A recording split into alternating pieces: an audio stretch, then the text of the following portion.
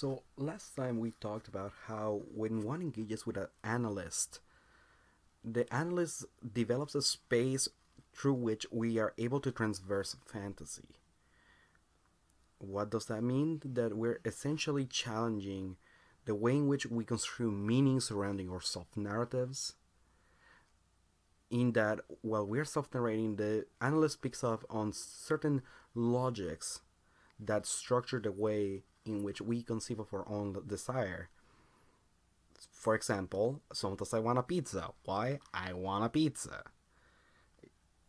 That's, to put it in a sense, kind of bluntly, but we find that when we desire and try to account of why we have a thing for a thing, we find ourselves often in shambles in trying to put it to words. Sometimes we actually don't know what is it that makes this thing the thing for me.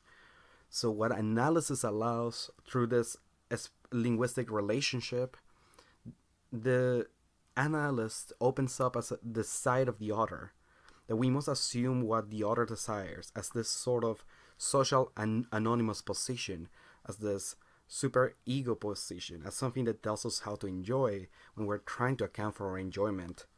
That we may have certain inclinations or certain ways in which we already conceive of desire by partaking a certain language or a certain culture, or when I'm asking myself, what is it that you want?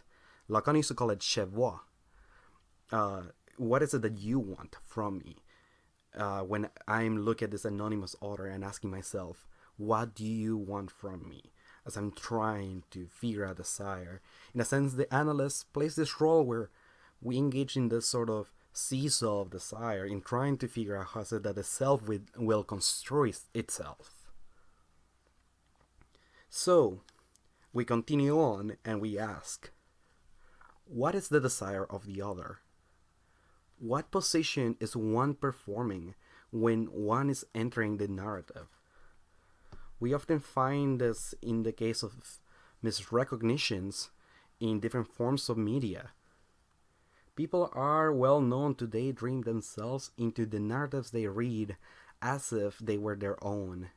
And when they make them their own, how is it that they make them their own? The other, insofar as it is a support for fantasy, is empty and ready for the depositing of what we may think it desires. Though thought about in such a way, it is not surprising that figures like Slavoj Žižek, who teases capitalism's boil-filling gesture in saying, enjoy. Enjoy what? Well, you have to enjoy the thing. What's the thing? You know, Coca-Cola. What we may think the other desires may tell us more about what we are doing in unconsciously thinking about what the other may desire. In this case, the logic of how one arrives at Coca-Cola as the desire of the other is structured by the unconscious capitalist ideology that frames fantasy, the leap, and the joke, or the statement that came as a shock, Coca-Cola. Hopefully one would pick that to be kind of an odd statement, right? This statement tells us a little bit more than what it intends. It is in the failures of language or narrative systems that the psychoanalytic subject of the unconscious persists and teases itself out. The classic example being the Freudian slip or the breakdowns of communications in misrecognitions. For instance, in one occasion when I was delivering this argument, I figured that another gesture by which to approach it was by writing a poem telling you about how poems open up a space similar to that of the analyst.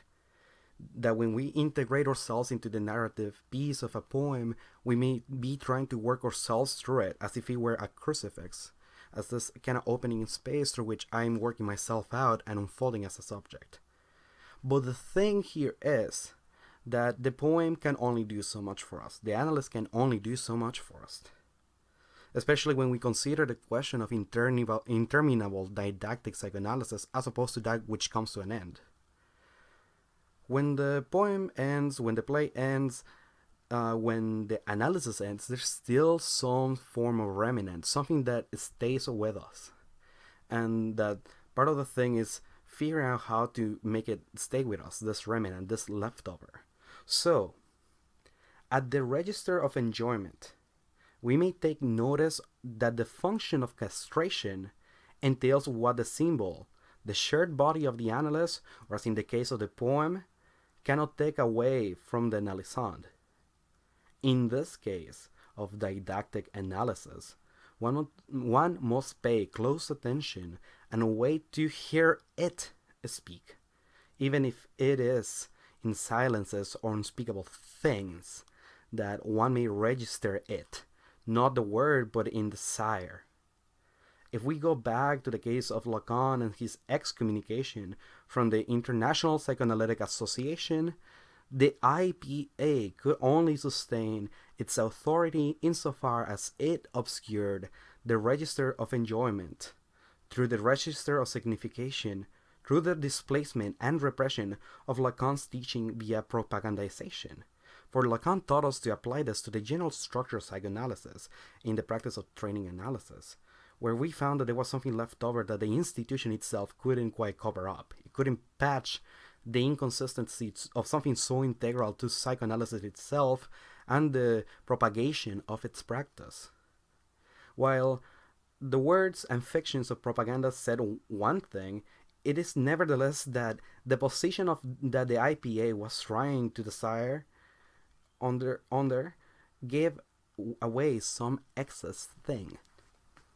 Next time, I'm gonna be turning to a particular debate in psychoanalysis, and particularly on what regard should we establish the relationship of truth in relationship to eros or sexuality. Sexuality, particularly in the psychoanalytic sense, which, as much as psychoanalysis itself, it is a notion that we can only construe through this sort of roundabout way we've been taking in trying to figure out what the act of psychoanalysis is.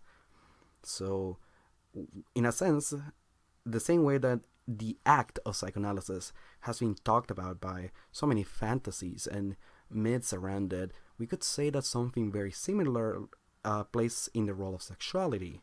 Of course, there's going to be a lot of people that think about it very differently. And I'm going to be turning my attention to this debate, particularly as it pertains Carl Jung and Lacan.